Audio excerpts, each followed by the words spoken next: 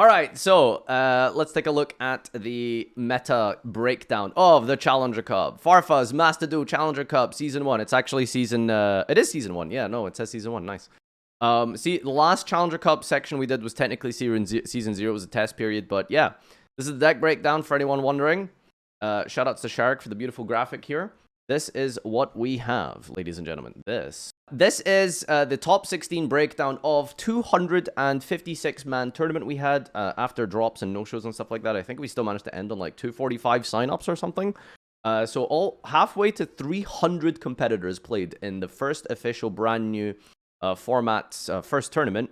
And our top 16 cut breakdown was 10 tier limit, which I feel was kind of shocking and surprising. I expected tier limit to get at least 2/3. So, you know, big shout-outs to Sprite, Rika. Magi was playing Rika all the way to 4th place, by the way. I think they got 3rd place. I think they won the top 3-4. Pend Magician also managed to top, which was incredible. And Dragon Link as well. I hope we have the deck list here. And then there's Exos Sister. 2 Exos Sister tops. Now, based on the way that the Challenger Cup works, because there's technically no deck lists, you can play whatever you want post-siding. The siding, quote-unquote, is basically your whole entire collection. There's a lot of mind games and stuff involved, but when you have such a dominant Tier 0 deck, having side decks doesn't really make sense or work out a lot of the time. However, we did see a very, very wild play in top 16, where one of the players ended up going into Fluwander, Salesban, Rongo, Turbo to beat Tier Limit, and that was just GG. So, you know, that was wild.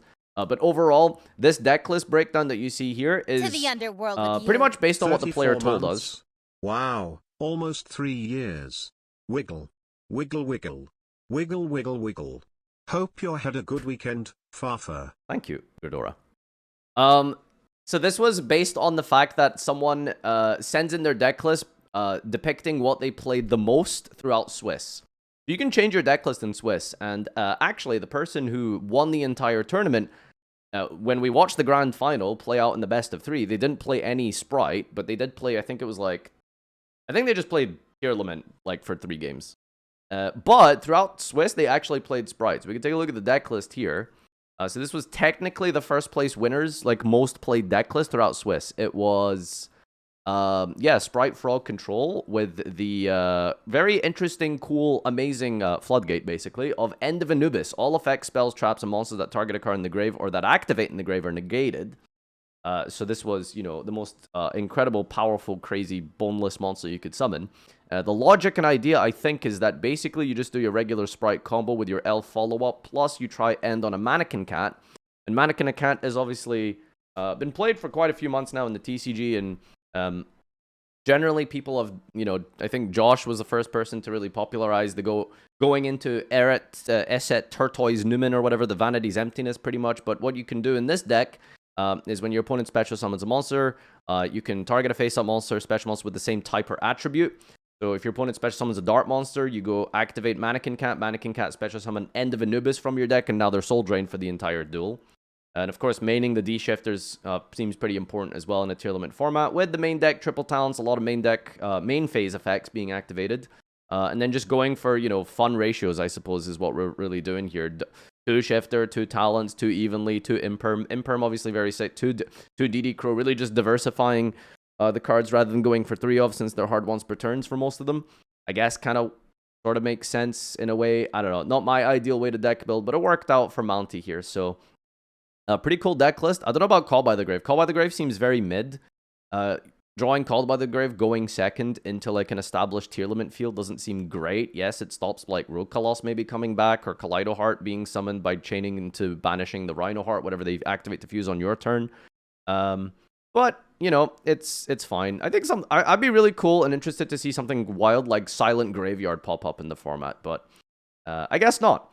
So the turn 1 setup is kind of similar to where TCG is right now, except obviously there's no sprint, so you kind of end on this Melty Joyous thing with Mannequin Cat, Elf, Pointing, maybe Masquerade if your hand is absolutely nuts, Set Smasher, and we're also playing Gamma Burst for the OTK. Pretty cool list. I think this is probably the best quote-unquote deck of anti-meta tier limit that you would probably want to run, although we did see some other stuff like Exorcist, which we'll go over in a second. DJ got second place. We watched him play this deck to absolute perfection. This guy is extremely good at tier limit. Watching him duel and activate and actually holding back on a lot of activations. Sometimes it's very tempting to play tier limit and just click yes on every single optional effect possible. But we saw him do a lot of really cool constrained plays, like not activating Kelbeck and Agido for no reason. Not letting your opponent have chances to do that unless you have like a Dweller established.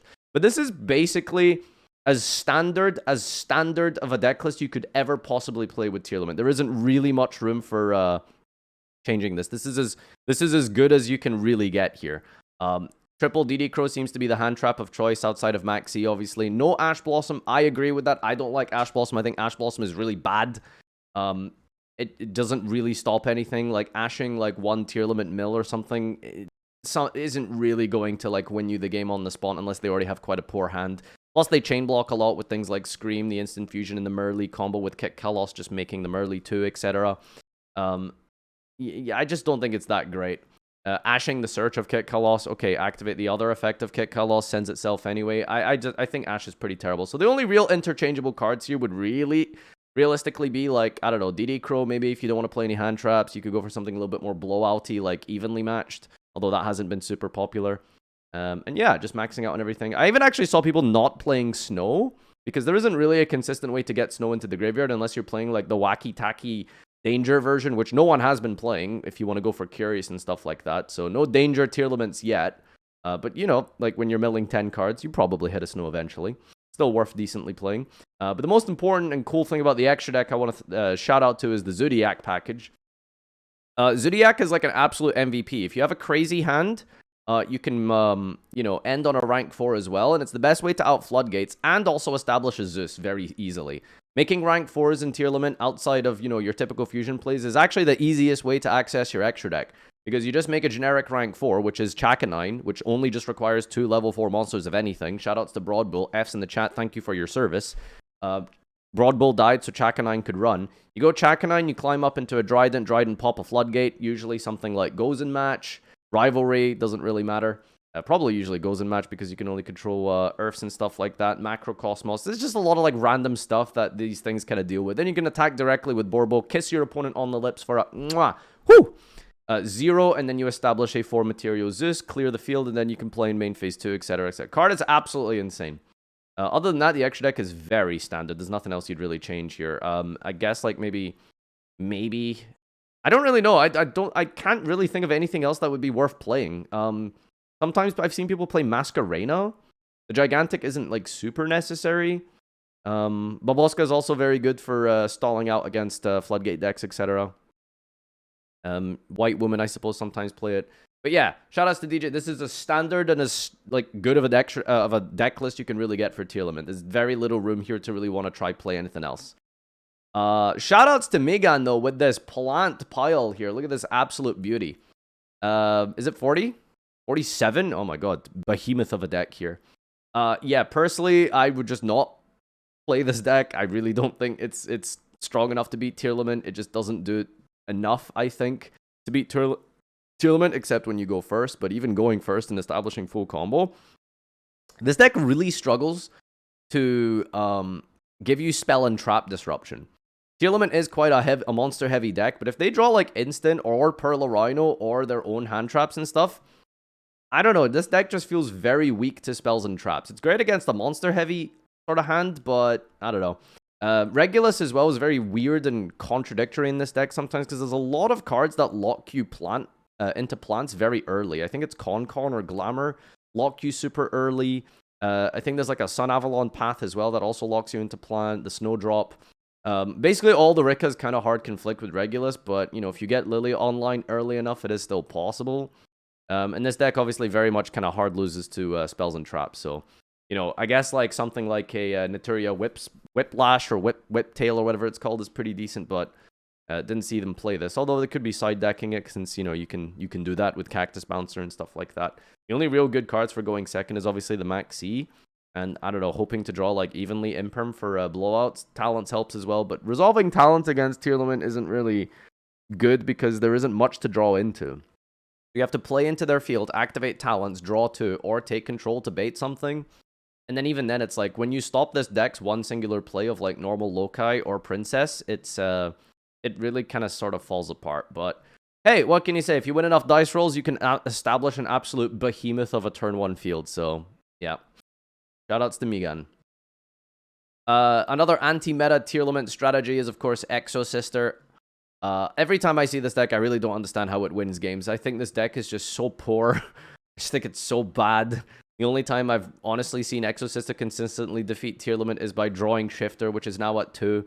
And then even then, like, the non-staple cards, like Evenly and Dark Ruler, Lily here only played 2 copies, but listen, I don't have much to say about Exos. I'm really not a fan of the deck. I don't think it's very interesting. I don't think it's very fun gameplay, and I really don't think it's a healthy strategy in a game like this. But hey, if it works, it works. Sometimes you just draw Shifter Martha. Yeah, congratulations. He's another tier limit deck list here. I suppose the only variation I'm noticing is we're playing a 1 copy of a Diviner. No Herald in the main, and we're playing Heartbeat. This card is just basically back row Floodgate interactions. Foolish Burial good at 2. But not playing the Turtle Engine with 40 cards. Interesting. God, I mean, what's the play here? Just is it Scream that adds monster? You can send Scream for a trap or Sulik for a monster. I don't know. It feels kind of underwhelming when there's just, I feel, better cards to play. What's the extra deck like? Playing a Baron for the Synchro play with the Diviner. Still playing the Zoo package, and everything else seems pretty standard. Same kind of thing here going on with shoutouts to Fazu. Playing the 1 copy of the Diviner as well. Yeah, I mean, I guess it's just another normal summon that helps you. Is it like searchable or something? Because we're not playing. What's the deal with the 1 Diviner instead of like 3 or 2? Like, is it just like your 6th normal summon or something? How many normal summons do you have? You got 3 Rhino, 2 Merly. That's 5 plus 1 is 6. Is it just to keep your ratios up? Just to like Elf randomly mill this and then bring this back? Seems a bit odd, but I guess it does give you Baron access if you really want to. I suppose it can send an extra shuffler or something on your opponent's turn, so that's kind of cool, I suppose. Elf is just, you know, mwah. Alright, sick. No Diviner in this list here. Looks like it's pretty standard. I think this is just card for card the same as 2nd place. Where did they get all of this, like... Where did they establish these lists from? Is it like Jesse that established this? This list is different. It's playing a Dagaras in the extra. It's like the only difference here, but the main deck, I think, is actually legitimately just card for card. Jesse, it's time to cook. Now, if you guys really want to cook. Now, if you really want to cook, let's talk about Pendulum making top cut. I want you to take a look at this deck list and tell me which cards were printed after the year 2015 of Breakers of Shadow, because I'm struggling, or Pen Devolution, or whatever the structure deck was. 2016, actually. It's pretty hard to find them, honestly. There's like the Shifter, which seems pretty mandatory. Maybe I think the call by was like after 2016, but other than that, like these are just structure deck magician cards, Ash Blossom Shifter, and then the extra deck I suppose is the modern stuff. But the main deck, I mean, goddamn, do we even need a lot of the extra deck? Realistically, the best card in the extra deck was Abyss Dweller. You win enough dice rolls with this, activate Abyss Dweller, your opponent's not going to be able to play the goddamn game. Establish that with the Time Pendulum Graph, which is, you know, an absolute ancient card, but still a complete monstrosity. This thing is absolutely wild. Especially if you establish it with a pen call. But actually, didn't even play pen call. Huh, weird. I feel like I would play pen call Darkworm just because, like, no one is playing Ash, right? Not a lot of Ash Blossoms in these deck lists. And does choose to play 2 Ash himself. I don't know. I feel like, wouldn't you just rather play Maxi? Weird. But yeah, this deck is pretty terrible. I don't think this is a good deck. I don't think this is a consistent way to beat tier limit. It just isn't strong enough. But shoutouts to Hop. They went all the way and hit top 8 and played Pendulum and, you know, just hit those Dwellers, baby. Just hit those Dwellers. The end field turn 1, I suppose, when you go first, is like Baron, Dweller, Apollo.